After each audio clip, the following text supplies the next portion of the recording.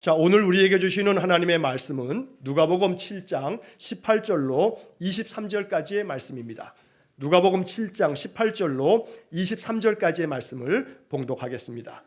요한의 제자들이 이 모든 일을 그에게 알리니 요한이 그 제자 중 둘을 불러 주께 보내어 이르되 오실 그이가 당신이오니이까 우리가 다른 일을 기다리오리이까 하라 하매 그들이 예수께 나아가 이르되 세례 요한이 우리를 보내어 당신께 여쭈어 보라고 하기를 오실 그이가 당신이오니이까 우리가 다른 일을 기다리오리이까 하더이다 하니 마침 그때에 예수께서 질병과 고통과 및 악기 들린 자를 많이 고치시며 또 많은 맹인을 보게 하신지라.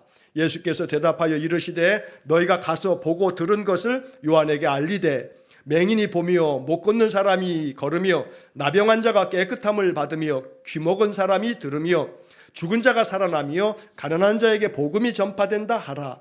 누구든지 나로 말미암아 실족하지 아니하는 자는 복이 있도다 하시니라.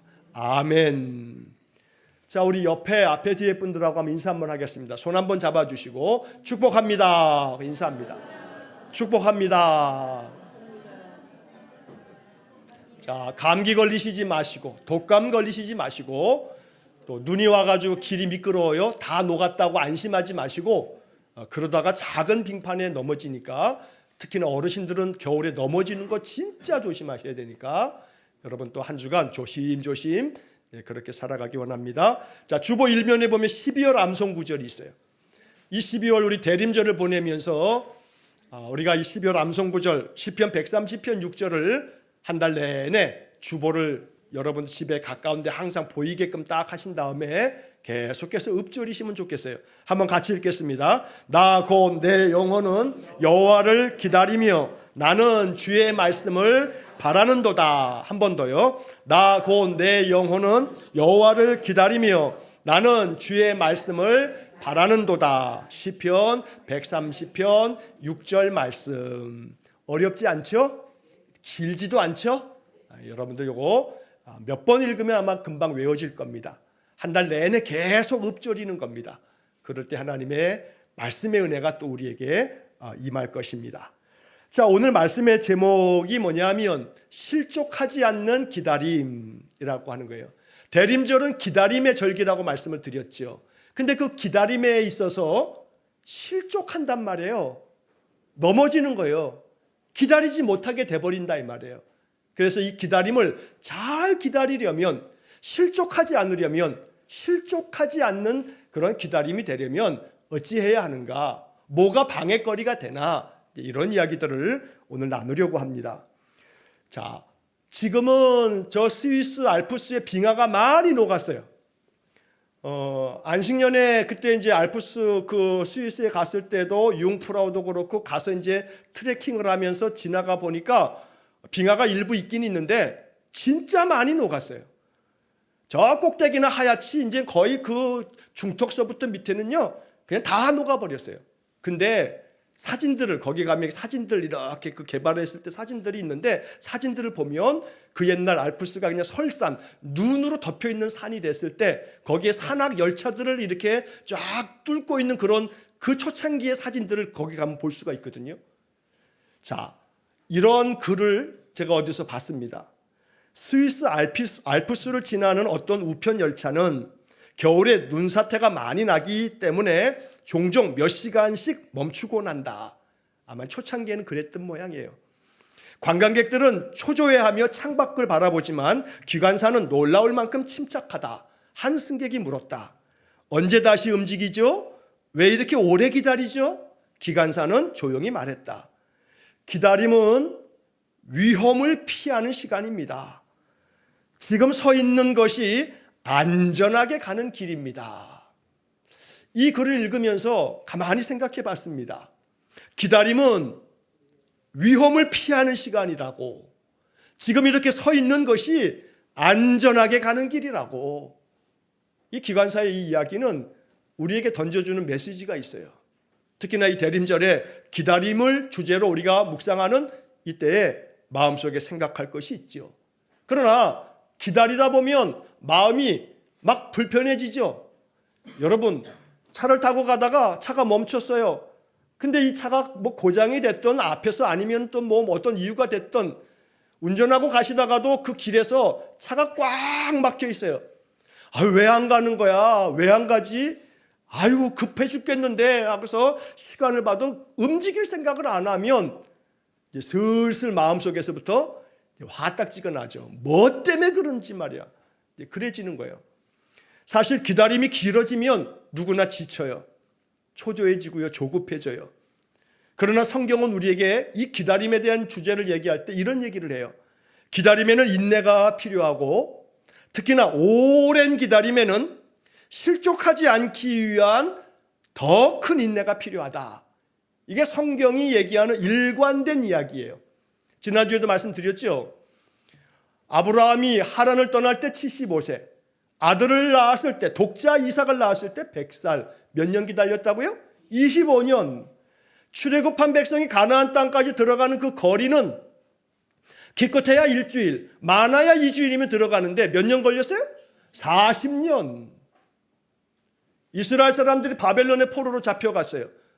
예레미야가 그렇게 경고했잖아요. 그러나 말 안 듣고 결국 망했죠. 하지만 남유다 사람들 기억하고 있는 거예요. 예레미야 선지자가 말씀하셨어. 70년이 차면 돌아갈 거라고. 바벨론 땅에 포로로 잡혀가서 고통 가운데 고생하는 그들이 몇 년 기다린 거예요? 70년 기다리는 거예요. 하나님이 능력이 없어서 70년을 기다리게 했나요? 하나님의 능력이 부족해서 40년 광야길을 걸어가게 했나요? 안 해요. 하나님이 아브라함에게 약속한 것, 많은 민족을 이루게 될 거라고 하는 그 큰 민족을 이루는 것을 하나님이 이루시려고 긴 세월을 기다리게 하시면은 하나님의 뜻이 있죠. 그 속에 하나님의 마음이 있어요. 우리는 그것을 헤아려 알아야 돼요. 그래야 우리의 믿음이 견고하게 흔들림 없이 이 험한 인생을 살아낼 수가 있는 거예요. 인생을 살다 보면 살면 살수록 쉬워져요, 어려워져요? 어려워져요. 난 살다 보니 더 쉬워지더라. 손 한번 들어봐요. 그 사람은 내가 꼬집어주고 싶어. 예? 그런 사람이 없어요. 인생이. 만약에 그런 분이 계시면 여러분들은 하나님 앞에 진짜 날마다 감사하셔야 돼요. 어느 누구도 제가 목회를 지금까지 한 30년 넘게 이렇게 목사 생활을 하면서도요, 신방하고 또 만나 상담하고 그러면 그런 분이 없어. 다들 한탄하듯 그래요. 목사님 왜 점점 힘들어지죠? 그래요. 그게 인생이거든요. 자, 그런데 그 기나긴 인생의 삶 속에서 그러다 보니 하나님이 즉각 응답해 주시고 말이에요. 기도하면 즉각 이루어지면 얼마나 좋겠어요. 그러나 하나님 그렇게 안 하실 때가 많거든요. 그럼 어떻게 해야 돼요? 기다려야죠. 그 기다림이 오랜 기다림이 된단 말이에요. 지난주에 우리 말씀 나눈 것처럼 오랜 기다림이 돼요. 그러다 보면 지쳐요. 지치다 보면 실족해요. 이거 앓느니 죽지. 기다리다가 에이 간도라 간도. 하나님이 뭐 있긴 있어? 하고서 실족한 마음 때문에 기다리는 걸 포기해 버린다고요. 그러면서 믿음이 흔들리고요, 믿음을 내버리기도 돼요. 그래서 우리의 마음속에 실족하지 않고 그 오랜 기다림을 잘 기다리려면 실족하게 만드는 그 기다림의 그 방해 요소들을 우리가 알아야 돼요. 이걸 잘 기억하고 그럴 때 경계해야 된다 이 말이에요. 왜냐하면 실족하는 것들이 있거든요. 여러분, 길 가다가 넘어지는 게 커다란 바위 때문에 넘어져요? 아니면 길가에 조그만 잔뿌리 때문에 넘어져요? 조그만 잔뿌리 때문에 넘어져요. 넘어지는 것은요, 단차가 큰 단차 밑에서 넘어지는 게 아니고요, 조그만 단차, 이렇게 조금 밑에 내려간 것을 생각지 않고 발이 그냥 어그러지는 거예요. 자, 우리 인생에 이렇게 기다림이 일주일만 기다려라 그러면 좋을 텐데, 더러는 하나님은 일주일이 아니라 1년도 기다리고 5년도 기다리고 10년도 기다리고 20년도 기다리고 그 이상도 기다려야 할 때도 있어요. 그럴 때 믿음을 팽개치시겠어요? 기도를 포기하시겠어요? 기다려야죠. 그런데 그러려면 그 기다림이 실족하면 안 되잖아요. 그런데 실족하게 만드는 것들이 있어요. 오늘 본문 누가복음 7장의 이야기를 통해서 이제 세 가지의 이야기를 여기서 좀 찾아내 보려고 하는 거예요. 자, 첫째는 우리를 실족하게 만드는 것들이 뭐냐? 환경이에요. 환경. 뭐라고요? 환경. 내 주변 환경. 내가 처해져 있는 환경 때문에 실족하게 되기가 쉬워요. 세례 요한이 지금 그런 거예요. 자, 19절의 말씀에 보면 요한이 자기 제자 두 사람을 예수님께 보내는 거예요. 보내면서 뭐라고 하냐면 예수님께 가서 물어봐라. 오실 그분이 당신이십니까? 아니면 다른 사람을 기다려야 합니까? 이렇게 물어봐라 하고 요한이 제자 두 사람을 보냈어요. 지금 요한이 어디서 이 이야기를 하는 거냐면 요한은 지금 옥에 갇혔어요. 감옥에 갇혀 있는 요한이 제자 두 사람을 예수님께 보내면서 물어보는 거예요. 오실 그분이 당신입니까? 아니면 다른 분을 기다려야 합니까? 여기서 말하는 오실 그이는 누구냐면 메시아인 거예요. 구약시대의 많은 유다 사람들은 선지자들의 말씀과 율법의 말씀을 통해서 장차 우리의 구원자 되시는 메시아를 하나님 보내신다 한다. 그래서 메시아를 기다렸거든요. 요한도 기다렸어요. 요한이 그 메시아를 만난 줄 알았어요. 그분이 예수님인 줄 알았단 말이에요. 그런데 요한의 마음이 막 흔들리는 거예요. 내가 기다렸던 메시아가 예수님인 줄 알았는데 아닌가벼? 이분이 메시아가 아닌가 봐 하는 마음이 흔들리는 거예요. 그러면서 자기 제자 두 사람을 예수님께 보냈던 거죠. 오시겠다고 말씀되어져 있던 예언되어 있던 메시아가 당신입니까? 아니면 다른 사람을 기다려야 합니까? 이렇게 묻고 있어요. 요한의 마음이 지금 흔들리고 있어요. 세례 요한이 감옥에 갇혀 있는 상태였기 때문에 그래요. 자, 오늘 본문은 누가복음 7장의 지금 이야기인데 요한이 감옥에 갇혔다는 얘기가 누가복음 3장에 기록되어 있어요. 먼저 누가복음 3장 19절 20절을 보면 이런 말씀이 적혀 있는데 분봉왕 헤롯은 그의 동생의 아내 헤로디아의 일과 또 자기가 행한 모든 악한 일로 말미암아 요한에게 책망을 받고 그 위에 한 가지 악을 더하여 요한을 옥에 가두니라. 세례 요한을 옥에 가뒀어요. 이게 누가복음 3장에 나오는 얘기예요. 그리고 지금 우리는 누가복음 7장의 이야기를 본문으로 읽었단 말이에요. 요한이 감옥에 갇혀있는 이 환경, 이 형편 속에서 예수님께 제자 두 사람을 보내서 묻고 있는 질문을 우리가 지금 보고 있는 거죠. 자, 그런데 요한이 마음속에 사실은 예수님을 처음 만났던 것은 훨씬 전이었어요. 만난 적이 있어요. 요단강에서. 예수님께서 세례를 받으시려고 요한을 찾아갔거든요. 그때 세례 요한이 예수님을 만난 적이 있어요. 자, 마태복음 3장을 보게 되면 그때 장면을 얘기하면서 세례 요한이 이 세례를 받으시러 오시는 그 예수님을 말려. 아니라고. 당신이 나에게 세례를 받으실 게 아니라 내가 당신에게 세례를 받아야 되지 않느냐고. 이런 장면이 마태복음 3장 14절에 이렇게 적혀 있어요. 요한이 말려 이르되 내가 당신에게서 세례를 받아야 할 터인데 당신이 내게로 오시나이까. 이렇게 말해요. 요한은 알아차리고 있는 거예요.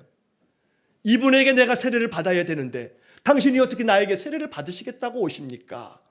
예수님께서는 마태복음 3장 15절 이어지는 말씀에서 예수께서 대답하여 이르시되 이제 허락하라. 우리가 이같이 하여 모든 의를 이루는 것이 합당하니라. 그리고 예수님 세례를 받으세요.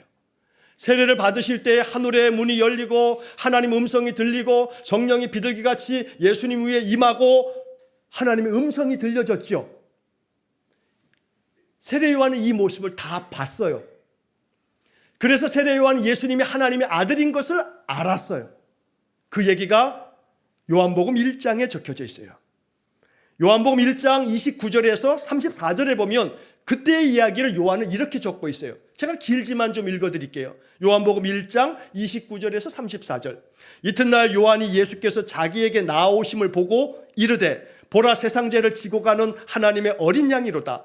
내가 전에 말하기를 내 뒤에 오는 사람이 있는데 나보다 앞선 것은 그가 나보다 먼저 계심이라 한 것이 이 사람을 가리킴이라. 자, 요한은 예수님이 자기에게 나오는 것을 보고 세상 죄를 지고 가는 하나님의 어린 양이시다.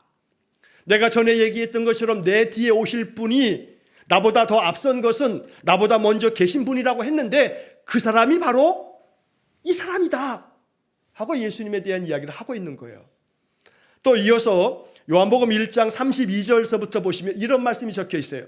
요한이 또 증언하여 이르되 내가 봄에 성령이 비둘기같이 하늘로부터 내려와서 그의 위에 머물렀더라. 예수님 세례 받으셨을 때 장면을 지금 말하는 거예요. 세례 요한이 이 모습을 봤단 말이에요. 내가 봄에 성령이 비둘기같이 하늘로부터 내려와서 그의 위에 머물렀더라. 나도 알지 못하였으나 나를 보내어 물로 세례를 베풀라 하신 그이가 나에게 말씀하시되 성령이 내려서 누구 위에든지 머무는 것을 보거든 그가 곧 성령으로 세례를 베푸는 이인 줄 알라 하셨기에 내가 보고 그가 하나님의 아들이심을 증언하였노라. 이게 세례 요한이 얘기한 거예요. 내가 보고 그가 하나님의 아들이심을 증언하였노라. 세례 요한은요, 예수님이 하나님의 아들인 것을 봤어요. 성령이 임하는 걸 봤어요. 그래서 하나님의 아들이라고 증언했던 사람이에요, 세례 요한이. 근데 지금 세례 요한의 마음이 흔들리고 있어요. 예수님에게 제자들을 보내면서 당신이 메시아가 맞습니까? 다른 분을 기다려야 합니까? 라고 묻고 있는 거예요. 왜 이렇게 됐어요? 세례 요한에게 환경이 바뀌었어요. 환경이 달라졌어요. 세례 요한이 지금 옥에 갇혔어요. 이 옥에 갇혔을 때 세례 요한의 마음을 헤아려 보면 기한이 있는 유기징역이 아니에요. 언제일지도 모르는 하염없는 세월을 옥에 갇혀 있는 거예요. 요즘 같은 이 법치주의 시대에는 사법부의 재판의 과정과 절차를 통해서 징역을 살아도 몇 년이라고 정해지면 그 몇 년까지만 사는 거죠. 그 옛날 왕정시대 그런 게 어디 있어요? 왕이 그냥 죽여 그러면 그날이라도 죽이는 거죠. 실제로 그렇게 세례 요한은 죽었잖아요. 세례 요한은 그렇게 죽었잖아요. 목이 배임을 당해서 죽었어요. 그러니까 이 요한의 마음이 왜 두렵지 않겠어요? 인간인데. 그러니까 마음속에 당신이 메시아로 오신 거라면 이 잘못된 헤롯 정권을 뒤집어 엎어야 하지 않습니까? 로마로부터 우리를 구원해야 하지 않습니까? 하는 마음이었겠죠. 그런데 그런 게 없는 거예요. 아무리 옥에 갇혀 있어도 예수님이 모르지 않을 텐데 찾아와 보시지도 않으시고, 그러니까 요한의 마음속에 저분이 진짜 메시아일까 하는 마음이 되는 거죠. 흔들리는 거예요.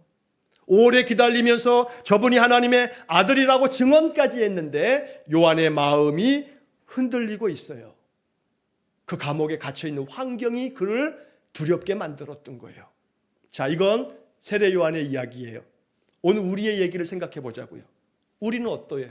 우리는 어때요? 우리의 삶의 우리 환경은 어떠냐고요? 우리의 삶의 환경도 역시 마찬가지로 바울이 고린도서에서 얘기한 것처럼 사방으로 우겨싸임을 당하는 것처럼 우리의 마음이 우겨싸임을 당하죠. 감옥에 갇혀있는 이 세례 요한처럼 우리가 사방으로 우겨싸임을 당한다는 이 바울의 말씀처럼 우리의 환경이 우리를 그렇게 옥죄듯이 갑갑하게 만들 수가 있어요. 사람마다 달라요. 어떤 분은 건강 때문에 이 건강의 문제가 항상 마음을 꽉 틀어잡듯이 마음을 항상 초조하게 만들어요. 두렵게 만들어요. 어떤 분은 재정의 문제 때문에 너무너무 압박을 당하다 보니 잠도 잘 오지 않아요. 여러 가지 인간관계의 문제도 그렇지만 여러 가지 우리의 삶 속에 우겨싸는 게 있어요. 그게 뭐가 됐든 간에 우겨싸임을 당할 때 그 환경은, 그 나의 삶의 형편은 내 마음을 흔들리게 만들어요. 하나님께서 나와 함께 계셔. 임마누엘 하나님이야. 주님께서 나보다 앞서가시면서 내 길을 인도하실 거야. 난 그걸 믿어. 하나님이 내 인생을 도와주실 거야. 난 그걸 확신해. 라는 믿음을 가지고 있지만 나의 믿음은 연약하기 그지없거든요. 환경이 한번 그냥 확 내몰아치면요, 휘몰아치는 나의 삶의 그 일들 앞에서 어김없이 무너지기 쉬운 게 우리란 말이에요. 그렇기 때문에 오늘 우리는 시편 42편 5절 말씀에서 시인은 이렇게 답답한 마음을 얘기해요. 내 영혼아 네가 어찌하여 낙심하며 어찌하여 내 속에서 불안해하는가. 우리의 영이 그래요. 우리의 마음이 내 속에서 근심하고 낙심하고 불안해한단 말이에요. 흔들려요. 실족하기 딱 좋은 그런 환경에 노출되어 있단 말이죠. 그럴 때 우리가 어찌하면 좋은가? 시편 42편 5절은 이어서 이런 얘기를 해요. 내 영혼아 내가 어찌하여 낙심함이 어찌하여 내 속에서 불안해하는가? 너는 하나님께 소망을 두라. 어떻게 하라고요? 너는 하나님께 소망을 두라. 여러분, 실족하지 않는 기다림을 잘 기다리면서 은혜를 얻으려면요, 환경에 눈이 가려지면 안 돼요. 환경보다 더 중요한 것은 하나님의 약속의 말씀이에요. 그러니까 환경에 내 눈앞에 놓여있는 이 형편 때문에 내 마음을 빼앗기시면 안 돼요. 그게 더 크게 보이면 안 돼요. 정말로 내 마음속에 더 크게 보여야 할 것은 너는 하나님께 소망을 두라 라는 말씀이 내 마음에 더 크게 와 닿아야 돼요. 현실을 볼 때는요, 망원경을요 거꾸로 뒤집어서 보세요. 무슨 얘기인지 아시겠어요? 망원경을 딱 보면요, 저 멀리 있는 게 어떻게 보여요? 가까이 보이죠? 저기 멀리 있는 작은 게 어떻게 보여요? 크게 보이죠? 그걸 뒤집어서 보신 적 있어요? 망원경을 뒤집어 보면 어떻게 돼요? 앞에 있는 게 어떻게 보여요? 저 멀리 보이고요. 큰 게 어떻게 보여요? 작게 보여요. 망원경 사용법을 잘 아셔야 돼요. 내 현실의 문제는요, 망원경을 이렇게 똑바로 보듯이 이렇게 보시면 안 돼요. 그게 올바른 생각 같지만요, 그럴 때는 망원경을 뒤집어서 보셔야 돼요. 그러면 내 현실에 눈앞에 지금 와닿아 있는 문제가 어떻게 보여요?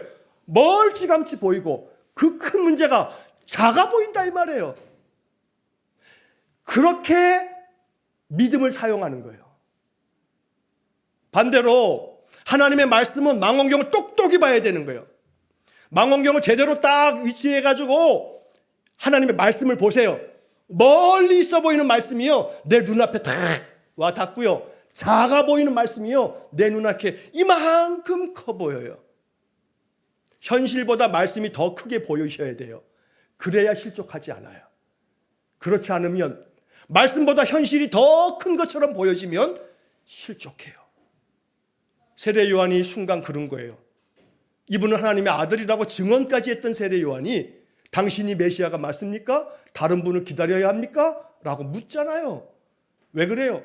요한이 지금 감옥에 갇혀서 두렵거든요. 이 두려운 현실의 문제가 그의 마음을 쪼그라들게 만든 거예요. 오늘 우리들의 삶 속에 내 눈앞에 놓여져 있는 그 어떤 문제도, 어떤 삶의 환경과 형편도 작게 보이도록 믿음의 망원경을 뒤집어서 바라보시면서 얘네들을 내게 있는 것이 아니라 멀리 있음을 알고 그렇게 믿음의 확신 가지고 말씀을 더 크게 보실 수 있기를 축복합니다. 하나님의 약속의 말씀이 내 마음속에 더 커질 때 하나님의 능력이 우리 안에 임함으로 실족하지 않는 기다림을 기다릴 수 있어요. 고린도후서 4장 7절 8절의 말씀이 바로 그 말씀이죠.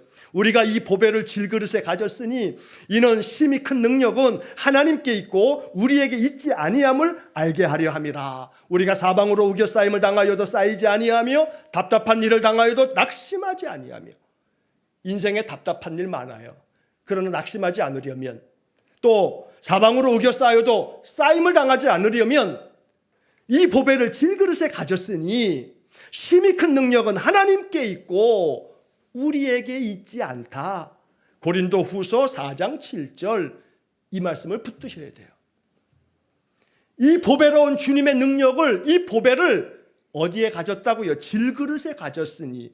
이 질그릇이 나의 나, 우리의 마음, 우리의 의지는 연약하기 그지없어서 질그릇은 한번 떨어뜨리면 와장창 깨져버리고 말아요. 그러나 이 질그릇에 담겨있는 우리는 너무나 연약하기 그지없지만, 그러나 심히 큰 능력은 하나님께 있고 우리에게 있지 아니하다 하고 말씀하는 거예요. 그러므로 심히 큰 능력, 이 보배로우신 주님의 약속을 마음에 굳게 붙잡으셔서 환경이 어떠하든지 형편이 어떠하든지 그것 때문에 실족하지 않기를 주의 이름으로 간절히 축원합니다. 자, 두 번째 이야기는 오늘 본문의 19절 20절에 이렇게 세례 요한이 제자들을 보내서 예수님께 이렇게 물을 때 세례 요한이 무엇 때문에 이렇게 실족하는가? 왜 마음이 흔들리는가? 왜냐하면 다른 게 아니라 기대하는 마음이 하나님의 뜻의 마음에 합한 게 아니어서 그래요. 다시 말하면 요한의 기대와 하나님의 기대가 달랐던 거예요. 요한은 뭘 기대한 거예요? 예수님이 오셔서 로마를 심판하시고 저 헤롯 정권을 무너뜨리고 새로운 세상을 만들어 놓으시기를 요한은 기대했던 거죠. 근데 그 기대가 어그러진 것 같단 말이에요. 예수님은 그렇게 안 하신단 말이에요. 예수님이 예루살렘에 다니시면서 예수님의 그 능력으로 권력자들을 휘어잡으시고 통치자들을 그냥 제압하시고 그래서 새로운 나라를 만드시기를 바랬는데 이건 예수님이 그런 하나님의 아들로 오신 줄 알았는데 그분이 메시아인 줄 알았는데 예수님이 예루살렘에 찾아오신 것은 딱 3번.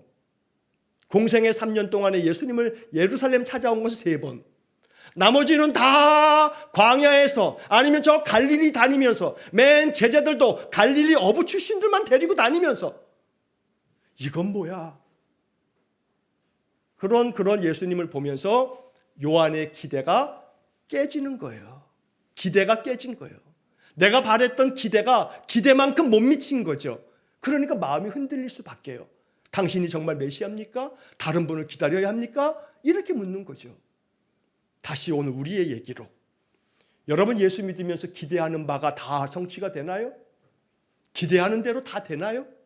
기대하는 마음을 가지고 기도하지만 기도가 암만 해도 소용없는 것처럼 느낄 때가 없나요? 많죠. 나의 기대가 어긋난단 말이에요. 하나님이 이렇게 해주시기를 바라는데 이렇게 안 해주실 때 내 마음의 기대가 어김없이 깨지잖아요. 그럴 때 실망이 되죠. 그럴 때 마음이 흔들리죠. 그러면 더 이상 하나님의 은혜를 기다리지 않죠. 실족하게 돼요. 그렇기 때문에 기대가 어긋날 때 실족하게 된다. 그러나 실족함이 없는 기다림을 이루려면 내 기대를 바꿔야 돼요. 내 마음의 인간적인 기대 이전에 하나님의 기대를 바라봐야 돼요. 하나님이 뭘 바라시는지, 하나님이 뭘 원하시는지, 하나님이 뜻하신 바가 이 속에 뭐가 있는지 이걸 봐야 돼요. 내가 이것을 이렇게 기대하고 있었는데 내 기대대로 이게 안 됐어요?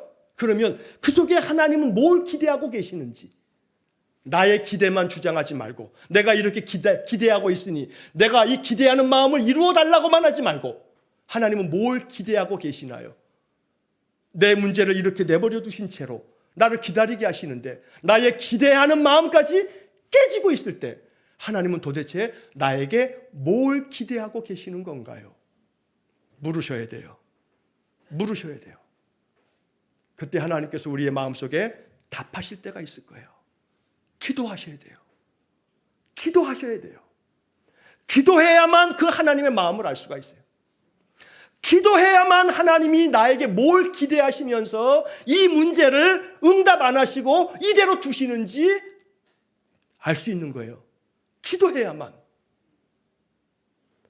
이사야 55장 8절에 내 생각이 너희의 생각과 다르며 내 길은 너희의 길과 다름이니라. 우리의 기대하는 바와 하나님이 기대하시는 바가 다를 때도 있어요. 기대가 어긋나면요 마음이 실족해가지고 기다리지 못해요. 요한이 그랬던 거예요. 요한의 기대하는 마음은 로마를 다 뒤집어 엎으시고 새 나라를 만드시기를 바랬지만 그게 안 됐던 거지요. 일기예보에 태풍이 옵니다라고 하는 이 예보를 듣게 되면 사람들은 제일 먼저 뭘 생각하냐면 또 이번에 얼마나 많은 피해를 입을까 생각해요. 태풍 그러면 피해 당할 생각만 하죠. 피해 당할 거라는 마음만 가져요. 그러나 과연 태풍이 분명 피해를 입히는 것이 있기 때문에 미리 단단히 예비하고 준비하는 마음이 필요하죠. 그러나 태풍은 피해만 입히나요? 그건 아니거든요. 태풍은 지구의 생태계를 재조정하는 거거든요. 해수면이 상승하면서 이 기후온난화의 많은 문제들은 해수면 상승으로 인해서 생태계를 정말로 어김없이 막 망가뜨리고 있어요. 태풍이 한번 몰아치고 나면 이 바닷물이 완전히 순환된다고 하죠.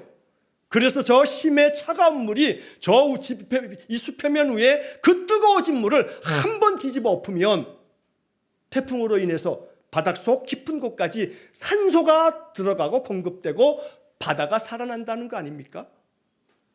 태풍을 생각하면 피해만 생각하는 사람들의 이 얕은 마음과 달리 하나님은 태풍을 보내어 이 모든 바닷물을 완전히 순환시키시면서 대기를 정화시키고 많은 비를 내려서 땅이 그 비를 머금게 함으로써 우리의 물 문제도 해결되는 역할도 하죠.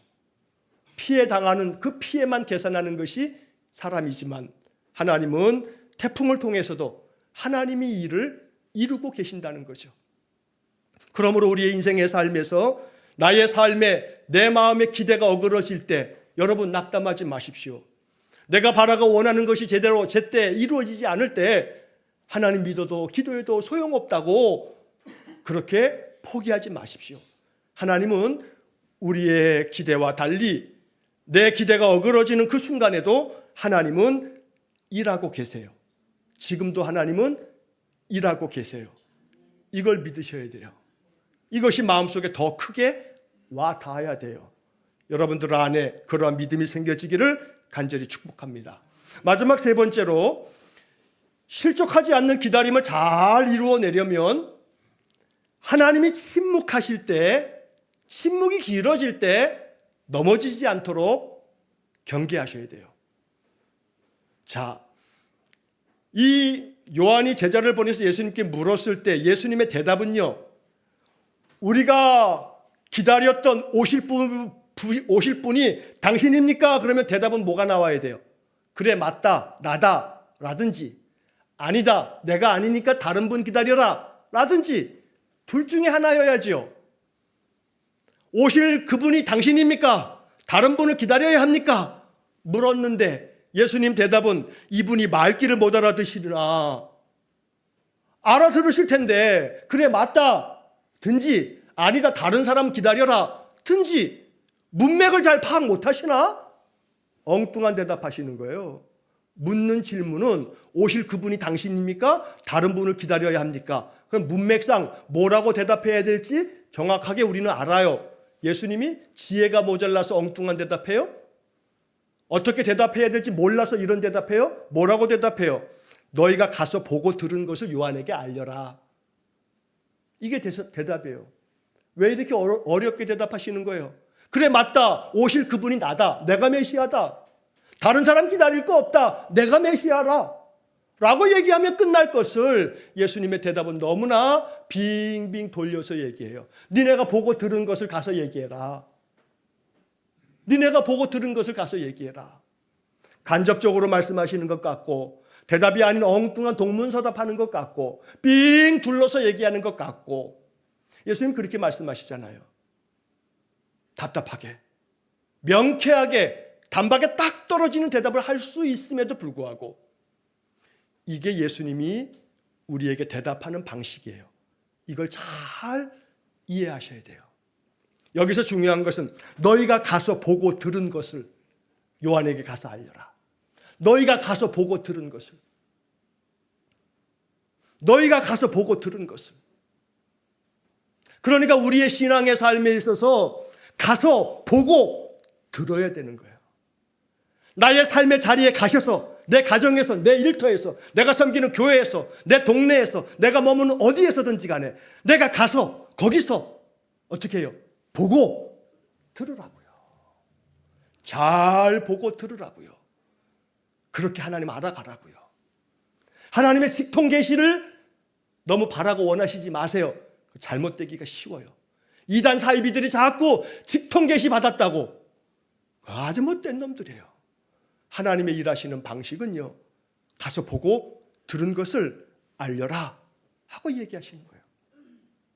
하나님 지금도 일하고 계세요. 하나님 지금도 말씀하고 계세요. 하나님 지금도 우리의 삶 속에서 보여주고 계세요.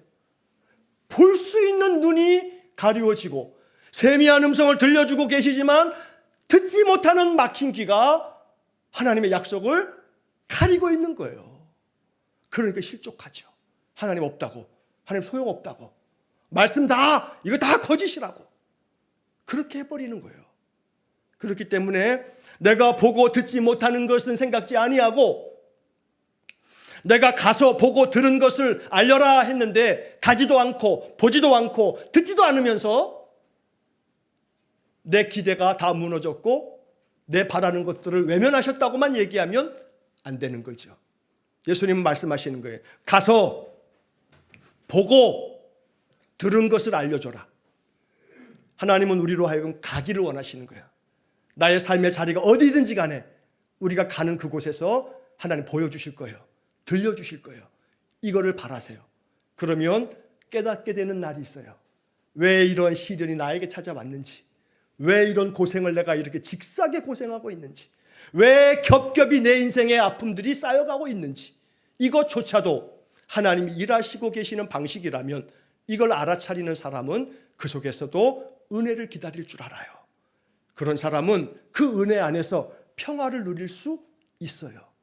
그러므로 오늘 말씀 이제 마무리를 하려 합니다.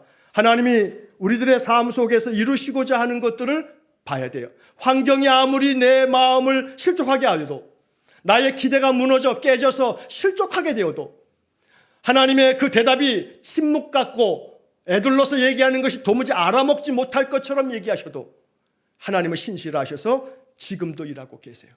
여러분, 겨울나무를 보세요. 죽어 있는 것 같잖아요. 여름철에 있었던 그 무성한 이파리가 다 어디 갔어요? 다 떨어졌어요. 앙상한 가지만 남았어요. 마치 그냥 보면 이 겨울나무는요, 죽은 나무 같아요. 그러나 겨울나무가 죽었나요? 아니죠. 겨울나무는요, 죽은 게 아니에요. 식물학자들은 이런 얘기를 해요. 겨울은 나무가 성장을 멈춘 기간이 아니라 뿌리를 깊게 내리는 기간이다 하고 말해요. 우리의 인생의 삶에 성장이 멈춘 것 같고 죽은 것 같고 그런 겨울나무 같은 인생이라도, 아니요, 지금 우리는 뿌리를 내려가고 있는 중이에요. 이런 믿음을 가지셔서 마음 흔들림 없이 실족함 없이 예수 그리스도를 바라보시기를 축복합니다. 시편 40편 1절 2절에 이런 말씀이 적혀 있어요. 내가 여호와를 기다리고 기다렸더니 귀를 기울이사 나의 부르짖음을 들으셨도다. 나를 기가 막힐 웅덩이와 수렁에서 끌어올리시고 내 발을 반석 위에 두사 내 걸음을 견고하게 하셨도다. 여러분, 인생에 기가 막힐 웅덩이에 빠질 때가 있어요. 내가 빠진 수렁이 기가 막힐 정도로 답답한 수렁에 빠질 때가 있어요. 그런데 하나님은 내 발을 반석 위에 두시고 내 걸음을 견고하게 하시는 분이에요. 시인은 그래서 이렇게 얘기했던 거예요. 내가 여호와를 기다리고 기다렸더니 귀를 기울이사 나의 부르짖음을 들으셨도다. 우리의 인생에 기가 막힐 정도로 답답하기 그지없는 웅덩이와 수렁에 빠지셔서도 하나님 끌어올리실 거예요.